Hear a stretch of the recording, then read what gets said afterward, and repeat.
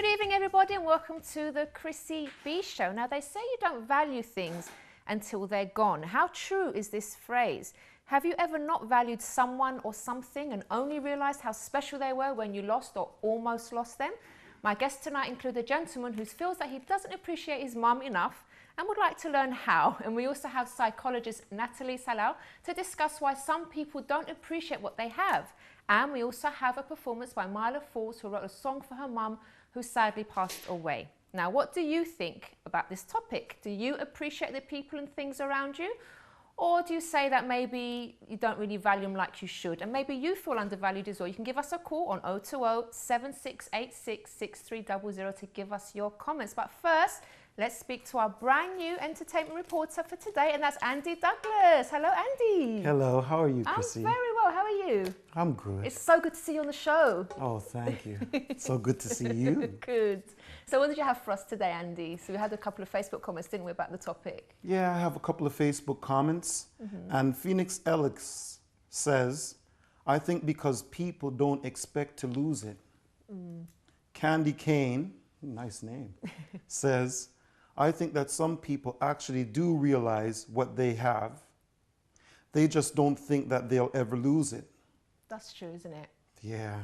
Did she say anything else there? Yeah. She says whether it's a partner, a position in work, a friend, or even responsibility.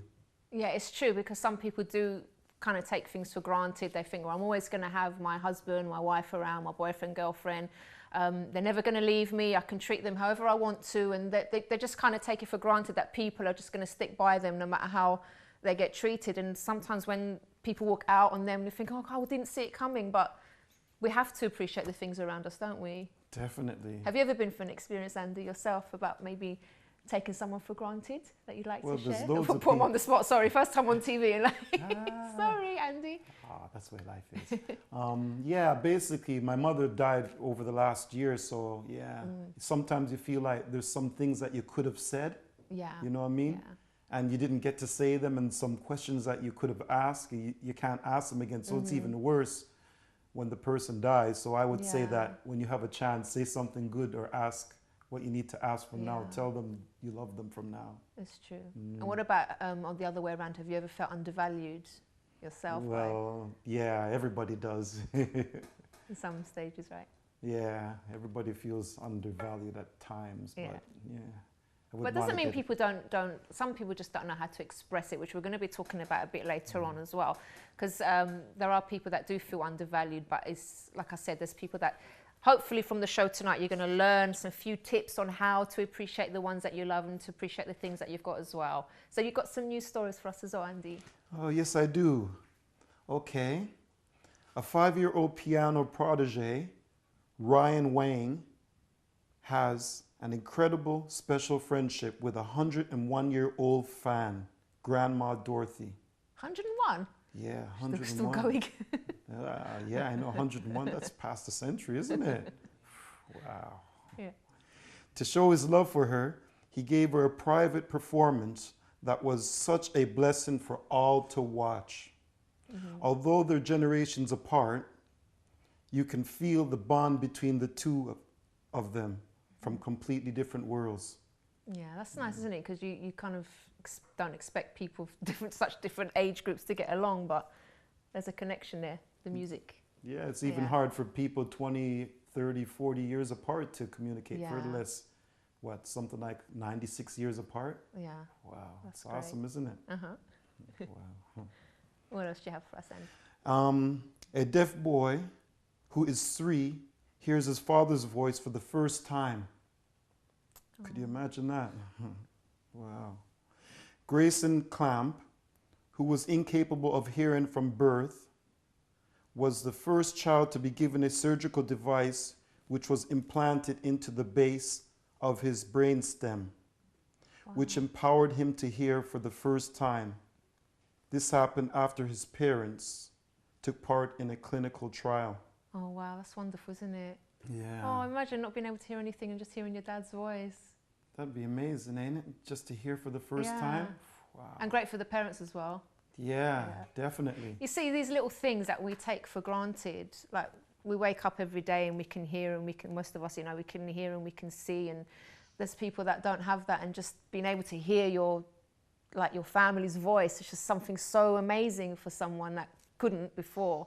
And yet it's something that we all take for granted, and we don't appreciate the little things sometimes. The people moan a lot, don't they, about stuff? Yeah. Oh, they moan about the weather, it's too hot, everyone's saying it's too hot today, when last week they were moaning it was too cold. We moan about such silly things, and then there's people that these kind of things mean so much to them. Yeah, because somebody was telling me they seen somebody on a train, some deaf people, but they were full up of so much joy when they were talking to each other, you know, when they were using their hands. So, and other people were miserable who can hear and see and everything. So it's all the way we see things, isn't it? Definitely. Yeah. Amazing. And the next one, Andy.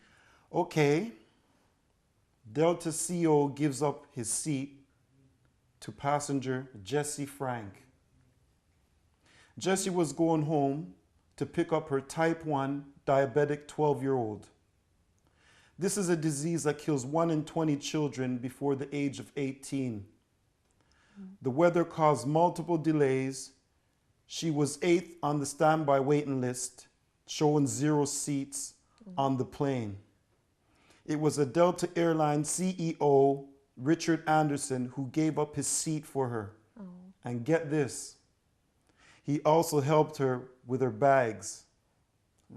That's nice. Yeah, it's awesome, man. Could you imagine that? And it's like she was trying to get home. Like it took her 12 hours to get home on a 2-hour flight. So like she was traveling all day already. So there are kind people in the world. Yeah, there is. Who says there isn't kind people, eh? Who says it? Yeah. Was that the last one, or do you have more? No, I have more. Okay, how many more do you have? You gotta get rid of me, don't you? No, okay. A man was told by doctors he would die if he didn't lose weight. Colin Corfield was given an ultimatum by doctors: lose 30 stones or die. 30 stone? 30 stones. Oh my gosh, you must have been really overweight then. Could you imagine? That's more than most of us weigh, isn't it? Yes. Well, I'd like to think so anyways. The 39-year-old Englishman grew to enormous 60 stones after drug and alcohol problems. He decided to take a drastic action and have risky gastric surgery. It proved to be so much of a success that he shrunk to 16 stone.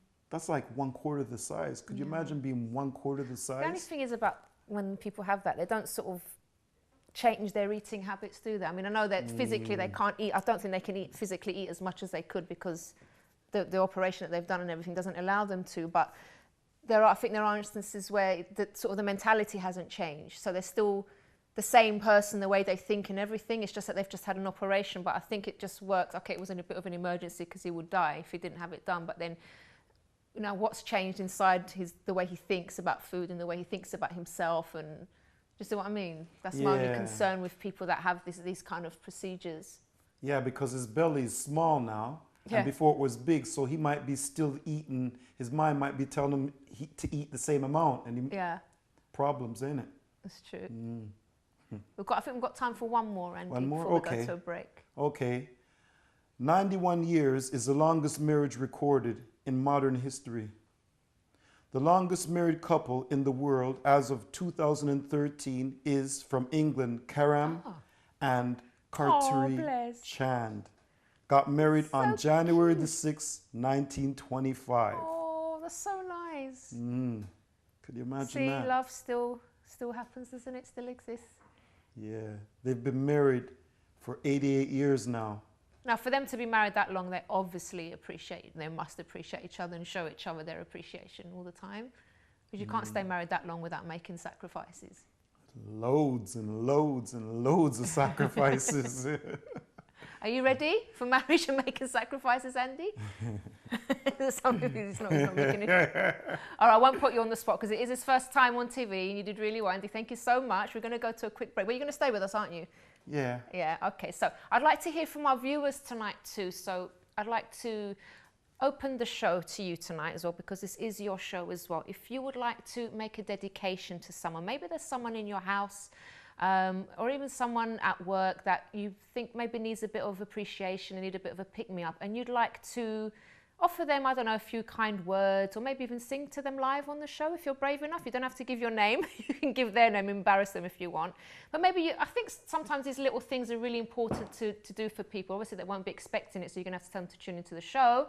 And then you can make your dedication. So you can give me a call on 020 7686 6300. You can also email Chris at chrissybshow.tv. You can tweet as well at Chrissy B Show, or Facebook, The Chrissy B Show. So do put your dedications in, and we'd love to read those out and actually hear your voice as well. So we're going to have a gentleman on after the break who feels like he doesn't appreciate his mother enough. So we're going to be trying to help him out tonight. So join us after this.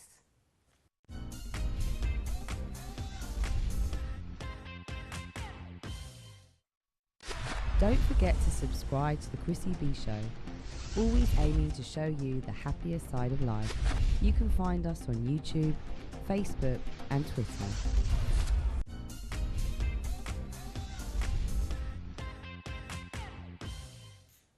Welcome back to the show, and we're talking about appreciating people and things around us today. And Bianca went out on the streets to ask people what they valued the most and how they show their appreciation. And here's what they said. Hello, I'm here in central London to find out what people value the most and how they show it. Let's go.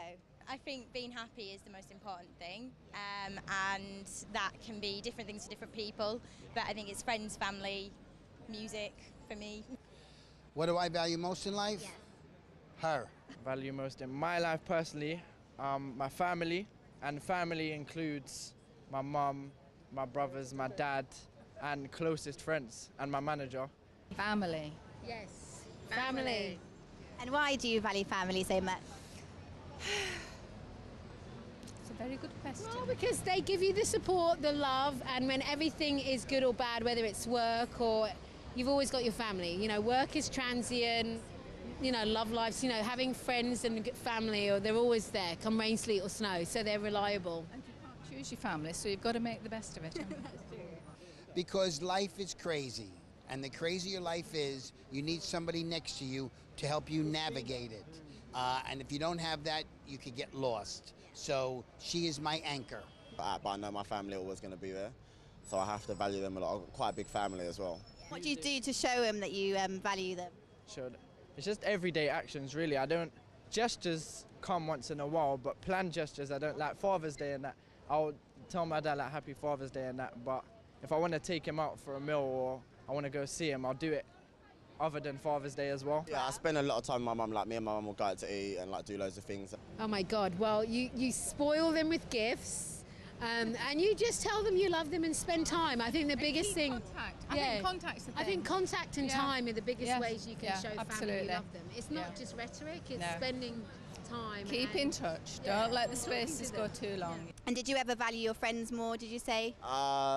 Sometimes I feel like there's been times when I felt my friends are there before, but then in the end, I realise that my family are there. What ways, what does he do to appreciate you? That's a good Delete. I tell her. I tell her every day. Do you think you spend enough time with your family at the moment? Well, my daughter-in-law, my son live in San Francisco. We live in San Francisco, so this is not a good example. But Skype, we have Skype. Yeah, but so we do keep in touch that way. My mum, try every day, so, and we talk, you know, every couple of days. So yeah, it's just talking. So yeah. To get the reward.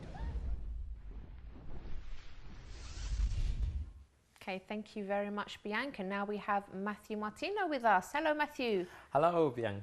Chris. Hello, Chris. That was Welcome Bianca. to the show.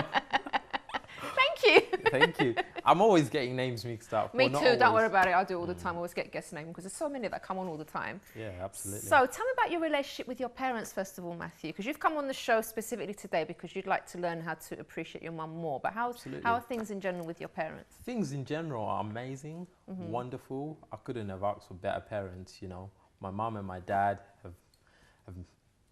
they've done the best to put me to where I am to this day and age. But I think my mum in particular always goes the extra mile. Yeah, she always does one better. And she's always had faith in me. The thing is, you know, as youngsters, especially as young men, you tend to make a lot of stupid decisions. And I've had situations where I'm about to make a decision. What my dad would usually do is don't do it, or, you know, and, you know, my dad is not small. He's not one of those, you know, your dad, he's kind of like, you know, your dad, he's a dad, a bodybuilder dad type exactly. So, but the thing is with my mom, she understands where I'm coming from. She can come to me and say, okay, so you want to go there. Okay, instead of going for the whole week, how about you go for 3 days so that you're back and you can revise and you can concentrate. So she's always found win-win situations for me quite a lot. And just for that, I just feel like, yeah, I should really be really grateful to her. And yeah, but the relationship, I'd say, is amazing. Like, really, I'm glad. What are your sort of maybe childhood memories of your mum and things that she does for you and stuff? Childhood memories, she has saved me from some very nasty beatings. I mean, really? In as well as saving my dad from a lot of GBH charges. So yeah, it goes both ways. I mean, there were times where I would do stuff, primary school in particular, sometimes, because I grew up in Africa and we used to walk to school. And sometimes I would decide, I'm going to take the scenic route and I'll be late at school. Then the news would get back home through the teacher. And it's just a case of, my dad would really want to, you know, instill the law, make an example of me to the other family members. Whereas my mom would actually come and have a chat with me. Why did you do this? Are you not having fun at school? What is the problem? How can I support you, Matthew?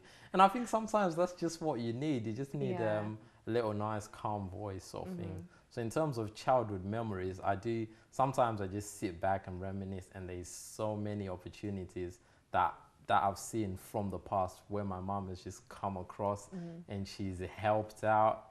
It's not always about just the financial help, just her being there to talk to you, you know. Like a lot of people. I hope there's a lot of parents watching tonight to hear this, because that's such an important point, because there are a lot of parents that work so hard and they work all the hours under the sun because they want to provide a good life, financially speaking.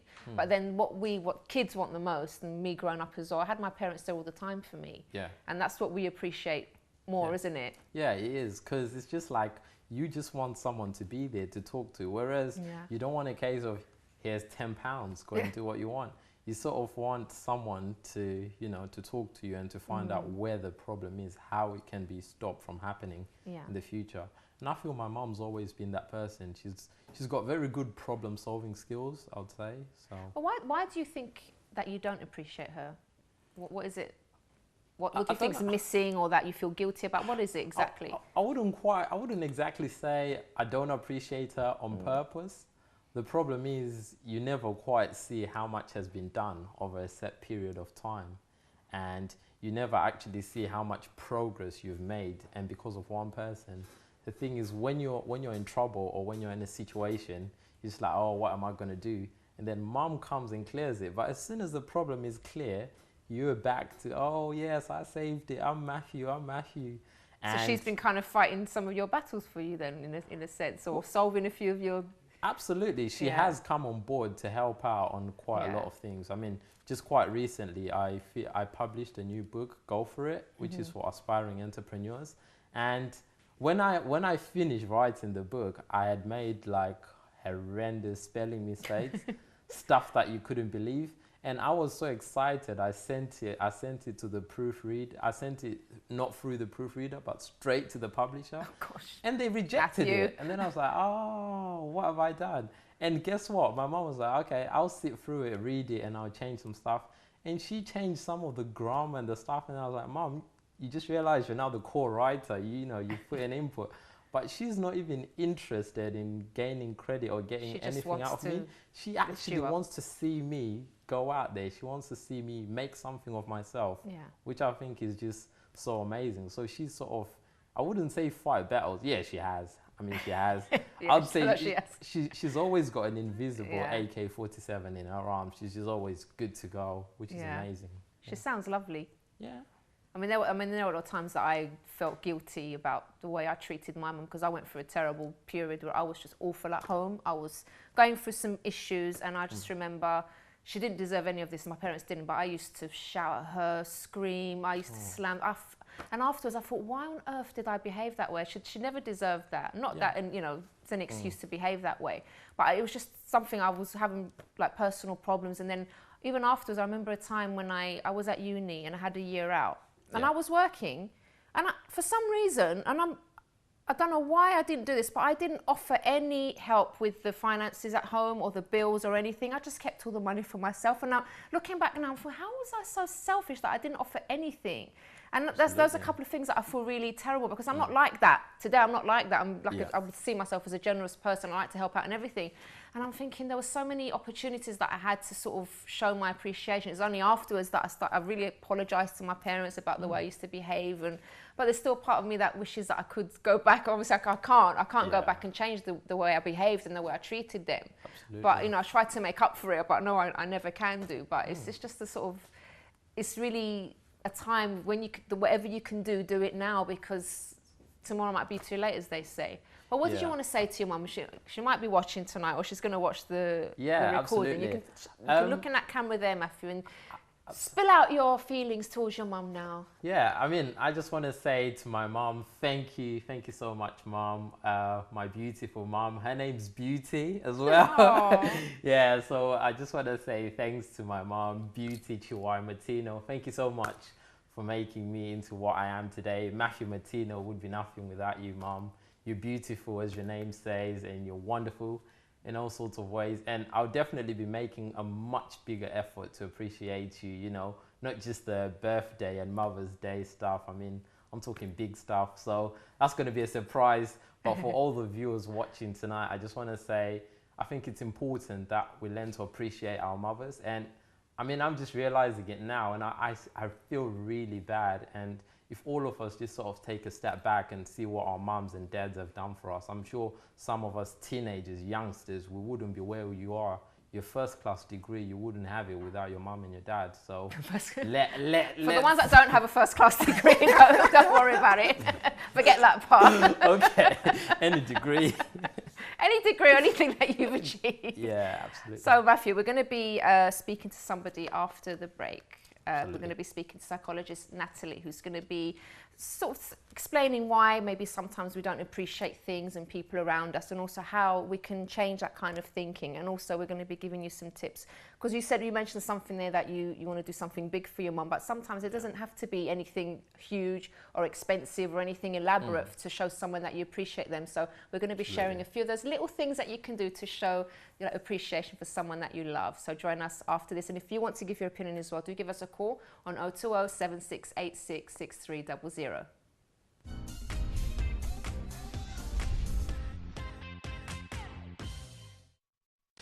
Don't forget to subscribe to the Chrissy B Show, always aiming to show you the happier side of life. You can find us on YouTube, Facebook and Twitter.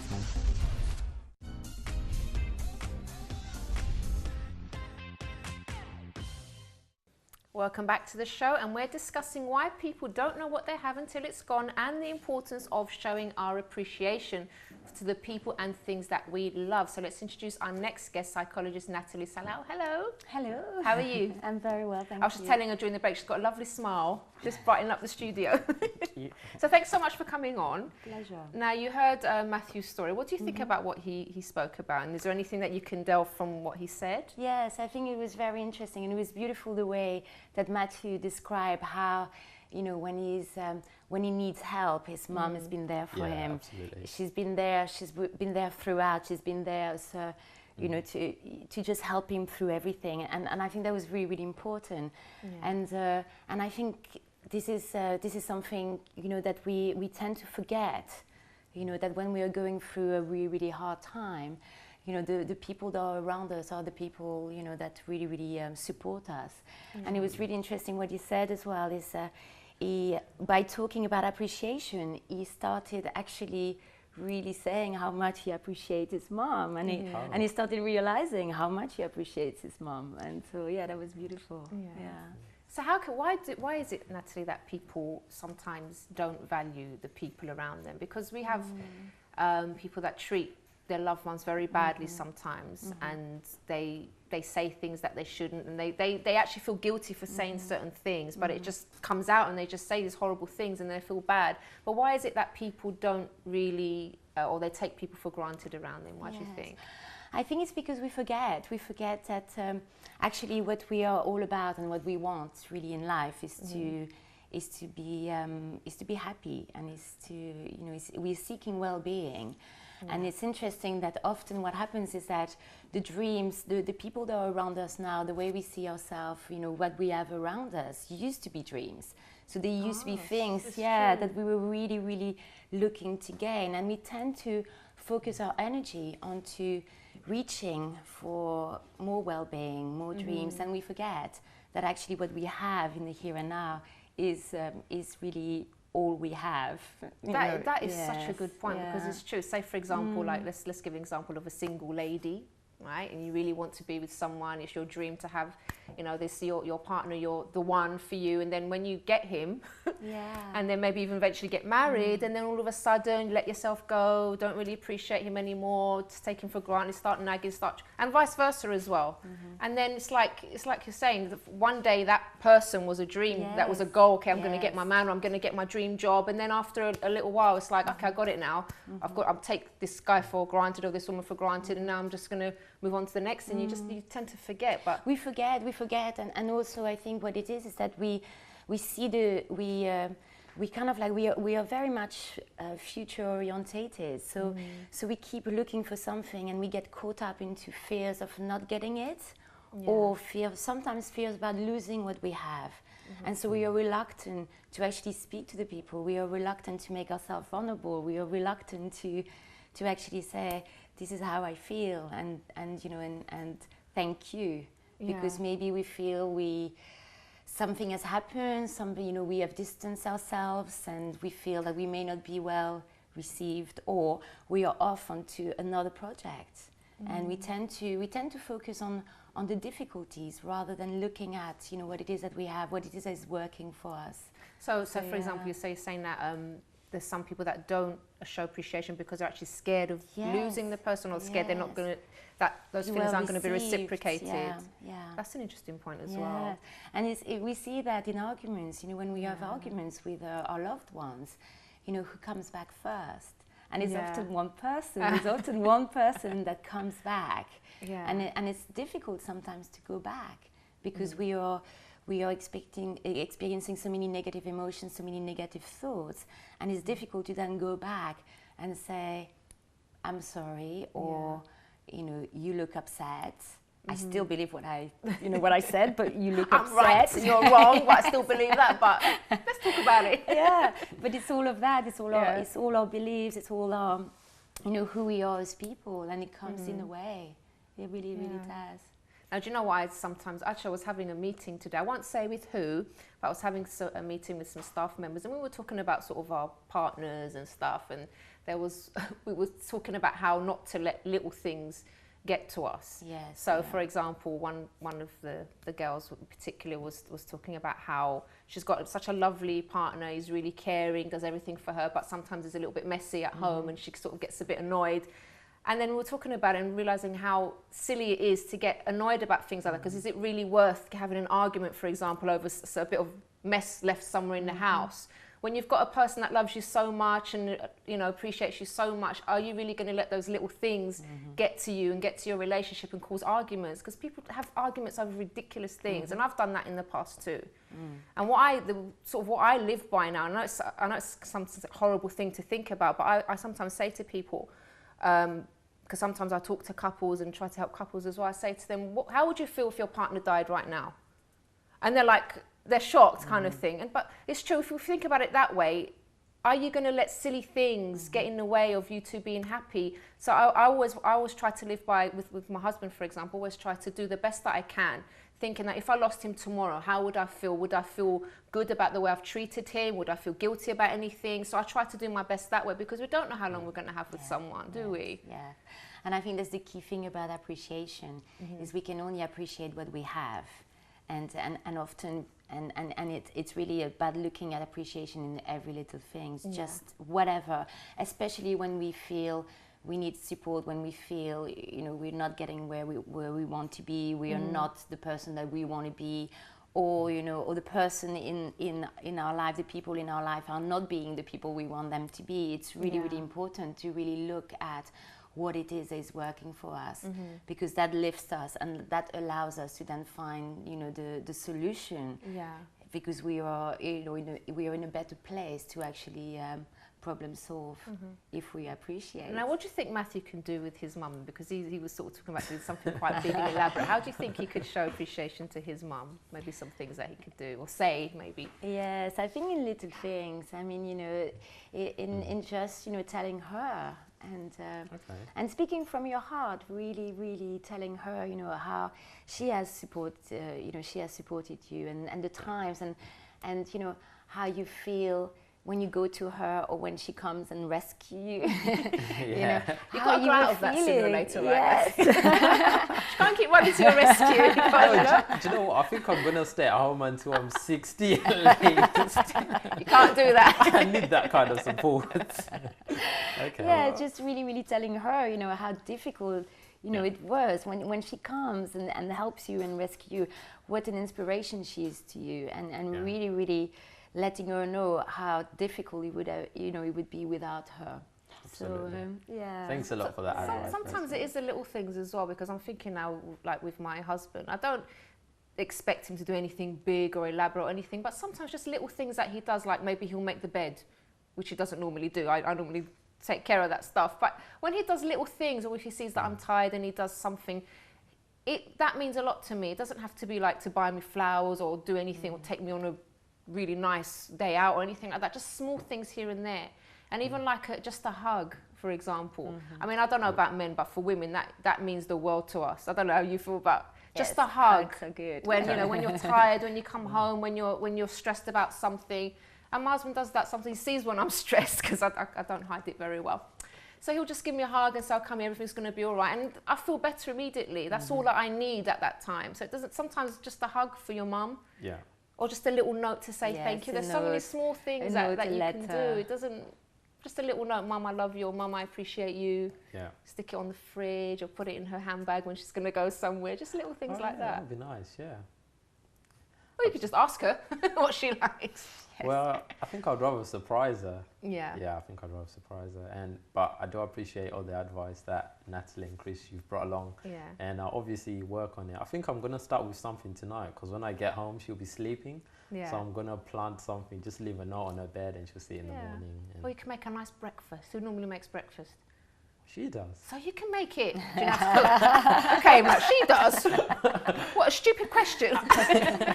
On a weekend morning. Yeah, why not? See, look, there you go. Okay. So you normally have a late, right? Yeah, absolutely. So, well, how about getting up a bit earlier than you normally do? Go to bed a bit earlier tonight. Yeah. If you're not going to be out in the town or whatever.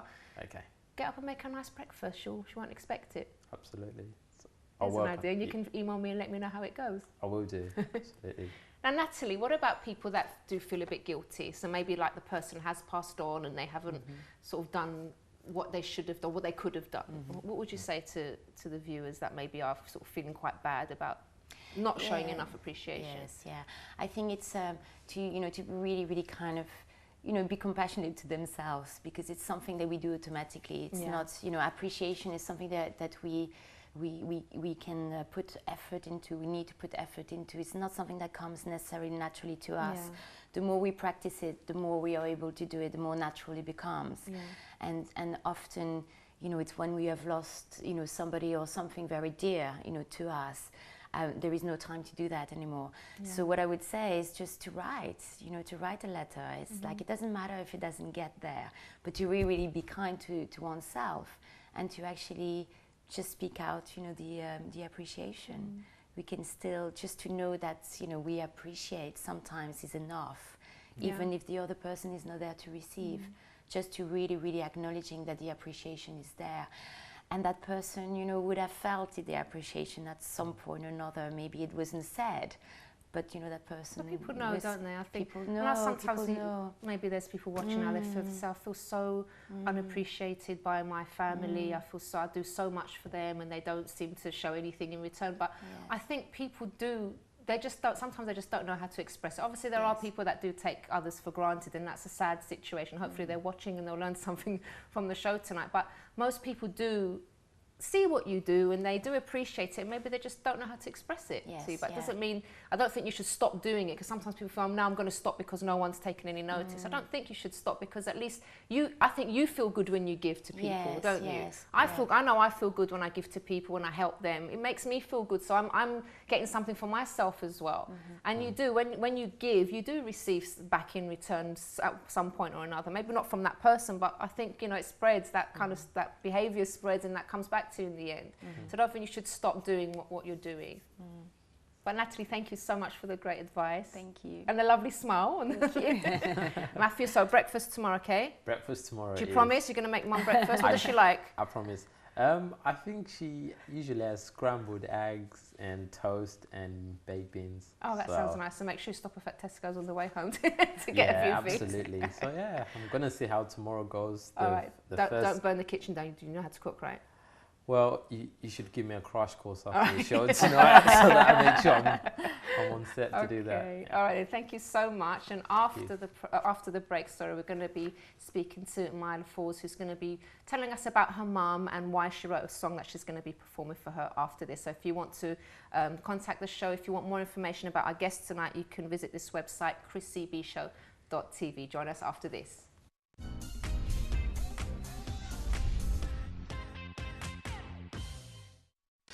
Don't forget to subscribe to the Chrissy B Show, always aiming to show you the happier side of life.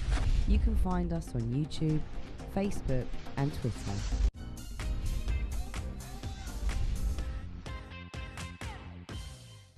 Welcome back, and I'm now going to speak to Mila Falls, who wrote a song for her mum that she's going to be performing in just a few minutes for us. Hi Mila, how are you? Good, how are you? I'm well, thank you. Thanks so much for coming to the show. My pleasure. So tell us about your mum, first of all. Oh, well, I literally want to put your show in my pocket. It's the cutest thing. I was sitting there going, this is so nice. Aww, this is so nice, all the points. My mum was literally my best friend, and it sounds cliche because people are like, oh, but you know, she could even read my mind. She was like, it was just me and her, so single mum, only child, so we were beyond close. So. Yeah. And and she was the kind of mum that was like, okay, you want to be the king of the world? We can work with that. Right, let's try and be what do we do to prepare for that? Yeah. So like kind of said I could do anything, and I think that's why I'm so relentless in terms of sort of like, okay, you have big successes like trying to be creative. If you want to be an artist or an athlete or something, you'll be like, okay, this is going really, really well, and then you have a blip and you're like, okay, that's the kind of key point, whether you sort of give up or try again and try harder. And there's been obviously lots of times in my career where I've been like, oh, there's a lot of singers out there. Oh no, maybe this isn't going to work. Well, I heard you rehearsing before, and you've got a fantastic voice, so I know you're just going to make it big this one. But yeah, I mean, I've done some really exciting stuff, some big radio shows and some massive gigs with like thousands of people. And you know, just about to finish my whole album, which is this song's going to be on, and it's the most heartfelt. Like a lot of my music's pop music, house music, dance music, and this one is where I wrote on piano originally, just sat in my house and played some simple chords and wrote the words that just came flooding out, and it's the most special song I've ever written. Can you tell us a few words? Can you? Empire of Debt the song's called Empire of Debt, and so you can take it all, my empire of debt, because no, I'm nothing without you. And just basically that obviously means like, if you lose all this materialistic stuff, you know, fine, but it's when you lose a human, that's when you just, you know, nothing can ever replace that for the rest of your life. How long ago did you lose your mum? It was 6 years ago now. And it's still quite oh God, yeah, watching something like this, it brings it all back and you're like, oh. But randomly, I've met a lot of people in that time that have been through really similar situations, and you keep them close to you, because it's nice to meet people that really understand, and sort of like heartfelt people that have been through some tough things. And a lot of singers have. Like, that's why they're singers. They're like, I need some attention. I need some love. So it helps them. It's just therapeutic, and you know, getting fans is like new family. You know, having people go, oh, we love you, and it's that's real love. It's a strange sort of, you know, when you start to get attention from people you don't know. But it's sort of like, that's probably why a lot of actors and people that have been through some troubling times sort of want to be successful, because they get attention from a big area of people, and it's just it feels lovely, like, to have people on your side. What would you say to people that maybe because sometimes I know people treat their mums really badly, their parents really badly, and okay, some parents aren't the greatest, but they are trying their best. What would you say to people that kind of always, because I sometimes hear people complaining about their parents, oh, my mum's so bossy, my dad's... What would you say to them? I was that kid too. I sound like I was an angel. Not at all. I was the moody teenager coming, why? Who don't know anything? And, but, you know, and then thinking back, I just remember I remember that perfection, but reality isn't like that. You get days when you're in a mood, don't you? And, but I think it's just like, even watching a show like this or just having a moment in your life where you just stop and you just think, okay, this is what we've got just here. As you said earlier, a lot of people nowadays, we aim for the future and you live in the future almost. You sort of, I'm striving for this, I want to be this, and you don't have a clue what's happening just now, as in like right now. It's just like you're sort of always looking, you're always promoting yourself on like Facebook and here's me doing this, and be impressed. It's like, what about just having a nice cup of tea? With your mum or your dad and those closest to you. It's so true. But you're going to be performing the song shortly. I am, yeah. Okay, so when did you write this song? Must have been about 2 years now. 2 years ago. 2 years ago. Okay, so it's beautiful. And I can't wait for you guys to hear it. So, Mila, do you want to go and get ready to sing? Yeah. And I'm just going to go through a couple more. You can go this way, yeah. I'm just going to go through a couple more points while Mila's getting ready of things that you can do. And by the way, even if you have lost someone and like you are feeling guilty, there's nothing you can do now, but just take it as a lesson. And I don't think you should live feeling guilty your life. Forgive yourself, because sometimes people find it really hard to forgive themselves and move on. Guilt is a horrible, horrible thing to live with. So just take it as an experience, and the people that you have got left around you, just appreciate them and make sure you tell them that you love them, and make sure that you tell them that how much they mean to you. And just a couple more points that you can maybe do, just small things that you can just show your appreciation. You can offer to do a bit of ironing for someone.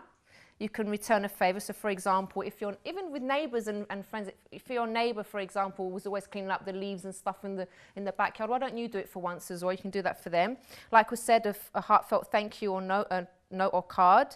You can pick up something for your employees, people, by the way, so you don't have to just think about your family. You can think about those that you work with. Buy them breakfast, take some croissants or something, and just show your appreciation. And I'm telling you, it's going to change the mood of the whole office. Just doing little things like this, it makes a big, big difference, and it doesn't have to be expensive. So just before we get to Mila, on Monday we're going to be talking about child depression and how we can keep our children uplifted and happy. So I hope you have a wonderful, wonderful weekend. And if you do want more information about anything, you can visit the website chrissybshow.tv. And now over to Mila.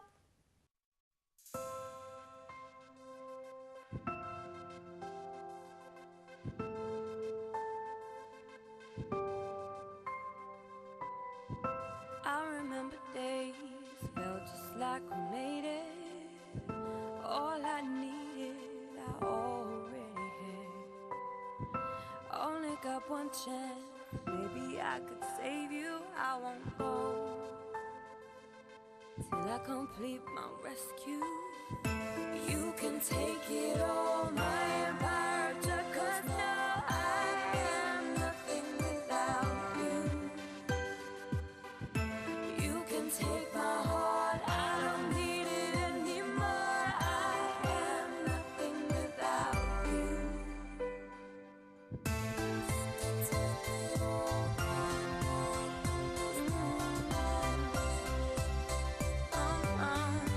Nothing without you. Nothing without you.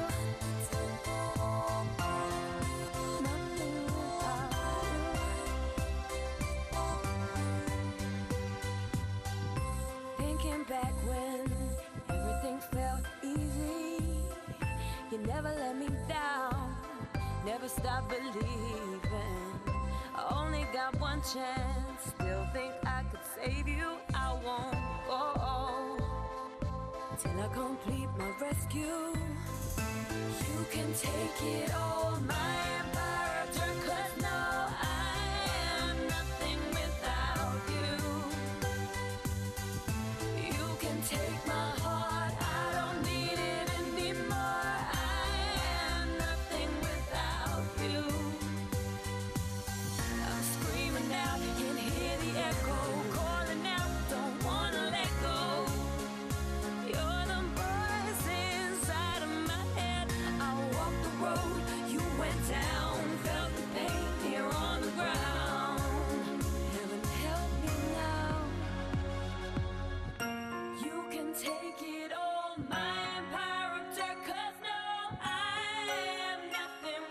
without you. You can take my heart, I don't need it anymore. I am nothing without you.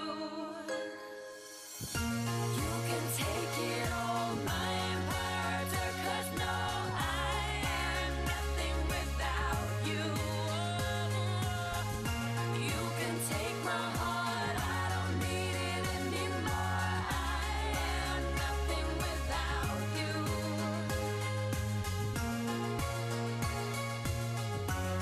No, no, no.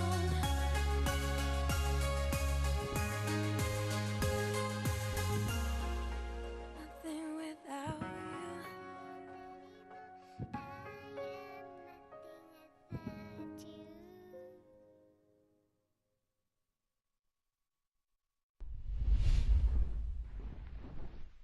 Actually do some wall climbing. We're actually at the...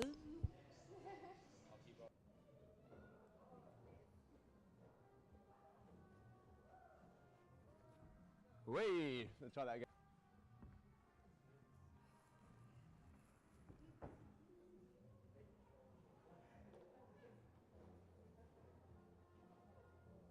Oh.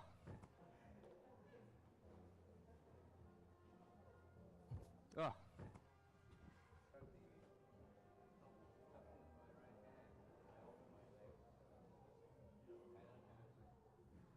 Oh. No, it's not working today. I forgot the other question. Sorry. And, okay. What was the first question? Okay, all right.